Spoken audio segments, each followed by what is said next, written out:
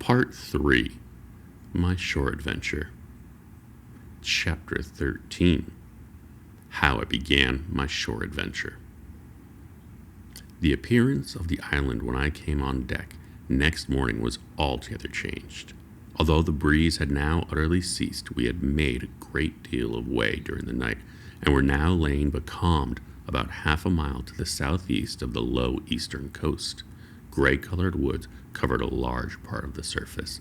This even tint was indeed broken up by streaks of yellow sandbreak on the low lands, and by the many tall trees of the pine family, out-topping the others, some singly, some in clumps, but the general coloring was uniform and sad.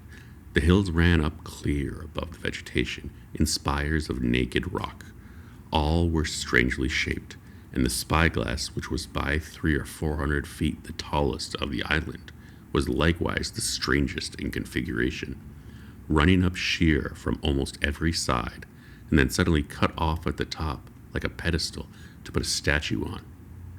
The Hispaniola was rolling scuppers under the ocean swell. The blooms were tearing at the blocks, the rudder was banging to and fro, and the whole ship creaking and groaning and jumping like a manufactory. I had to cling tight to the backstay, and the world turned giddy before my eyes, for though I was a good enough sailor when there was the way on, this standing still and being rolled about like a bottle was a thing I never learned to stand without a qualm, or so, above all in the morning, on an empty stomach. Perhaps it was this. Perhaps it was the look of the island, with its gray melancholy woods, and the wild stone spires, and the surf that we could both see and hear foaming and thundering on the steep beach. At least, although the sun shone bright and hot, and the shorebirds were fishing and crying all around us, and you would have thought anyone would have been glad to get to land after being so long at sea, my heart sank, as the saying is, into my boots, and from the first look onward, I hated the very thought of Treasure Island. We had a dreary morning work before us, for there was no sign of any wind, and the boats had to be got out and manned, and the ship wrapped 3 or 4 miles round the corner of the island and up the narrow passage to the haven behind Skeleton Island. I volunteered for one of the boats, where I had, of course, no business. The heat was sweltering, and the men grumbled fiercely over their work. Anderson was in command of my boat, and instead of keeping the crew in order, he grumbled as loud as the worst. "Well," he said with an oath, "it's not forever." I thought this was a very bad sign, for up to that day the men had gone briskly and willingly about their business, but the very sight of the island had relaxed the cords of discipline. All the way in, Long John stood by the steerman and conned of the ship.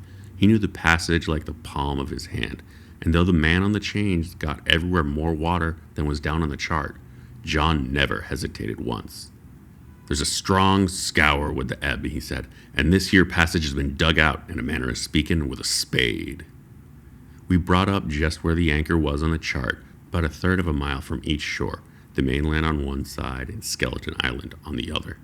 The bottom was clean sand. The plunge of our anchor sent up clouds of birds, wheeling and crying over the woods, but in less than a minute they were down again, and all were once more silent. The place was entirely landlocked, buried in woods, the trees coming right down to the high water mark, the shores mostly flat, and the hilltops standing round at a distance in a sort of amphitheater, one here, one there. 2 little rivers, or rather 2 swamps, emptied out into the pond, as you might call it, and the foliage round that part of the shore had a kind of poisonous brightness. For the ship we could see nothing of the house or stockade, for they were quite buried among the trees, and if it had not been for the chart on the companion, we might have been the first that had ever anchored there since the island arose out of the seas. There was not a breath of air moving, nor a sound but that of the surf booming half a mile away, along the beaches and against the rocks outside.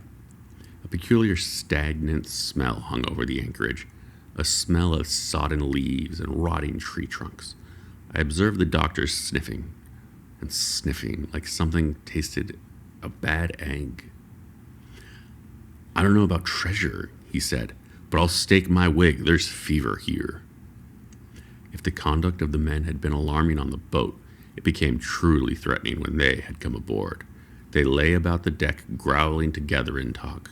The slightest order was received with a black look and grudgingly and carelessly obeyed. Even the honest hands must have caught the infection, for there was not one man aboard to mend another. Mutiny, it was plain, hung over us like a thundercloud. And it was not only we of the cabin party who perceived the danger. Long John was hard at work, going from group to group, spending himself in good advice. And as for the example, no man could have shown a better. He fairly outstripped himself in willingness and civility. He was all smiles to everyone. If an order were given, John would be on his crutch in an instant, with the cheeriest "Aye, aye, sir," in the world. And when there was nothing else to do, he kept up one song after another, as if to conceal the discontent of the rest. Of all the gloomy features of that gloomy afternoon, this obvious anxiety on the part of Long John appeared the worst. We held council in the cabin.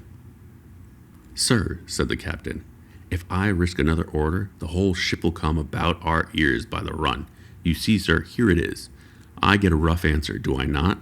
Well, if I speak back, Pikes will be going in 2 shakes. If I don't, Silver will see there's something under that, and the game's up. Now we've only one man to rely on." "And who's that?" asked the squire. "Silver, sir," returned the captain. "He's as anxious as you and I to smother things up. This is a tiff. He'd soon talk him out of it if he had the chance. And what I propose to do is to give him that chance. Let's allow the men an afternoon ashore. If they all go, why, we'll fight the ship. If they none of them go, well, then we'll hold the cabin, and God defend the right. If some go, you mark my words, sir, Silver will bring 'em aboard again as mild as lambs." It was so decided. Loaded pistols were served up to all the sure men. Hunter, Joyce, and Redruth were taken into our confidence, and received the news with less surprise and a better spirit than we had looked for.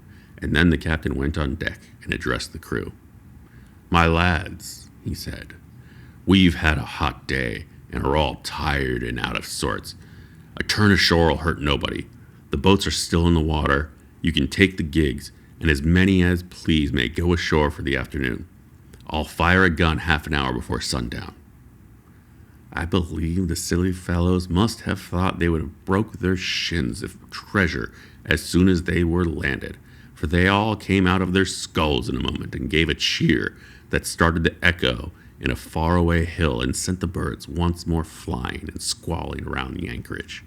The captain was too bright to be in the way. He whipped out of sight in a moment, leaving Silver to arrange the party, and I fancy it was as well he did so. Had he been on deck, he could no longer so much as have pretended not to understand the situation. It was as plain as day. Silver was the captain, and a mighty rebellious crew he had of it. The honest hands, and I was soon to see it proved that there were such on board, must have been very stupid fellows. Or rather, I suppose the truth was this, that all hands were disaffected by the example of the ringleaders.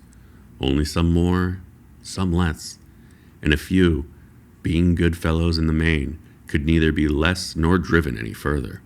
It is one thing to be idle and sulk, and quite another to take a ship and murder a number of innocent men.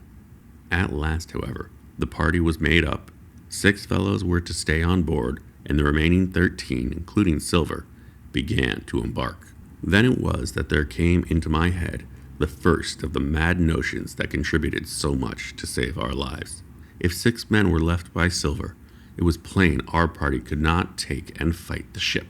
And since only 6 were left, it was equally plain that the cabin party had no present need of my assistance. It occurred to me at once to go ashore. In a jiffy, I had slipped over the side and curled up in the foresheets of the nearest boat, and almost at the same moment she shoved off. No one took notice of me, only the bow oar saying, "Is that you, Jim? Keep your head down." But Silver, from the other boat, looked sharply over and called out to know if it were me, and from that moment I began to regret what I had done. The crews raced for the beach, but the boat I was in, having some start and being at once the lighter and better manned, shot far ahead of her consort, and the bow had struck among the shoreside trees, and I'd caught a branch and swung myself out and plunged into the nearest thicket, while Silver and the rest were still 100 yards behind. "Jim! Jim!" I heard him shouting, but you may suppose I paid no heed, jumping, ducking, and breaking through. I ran straight before my nose till I could run no longer.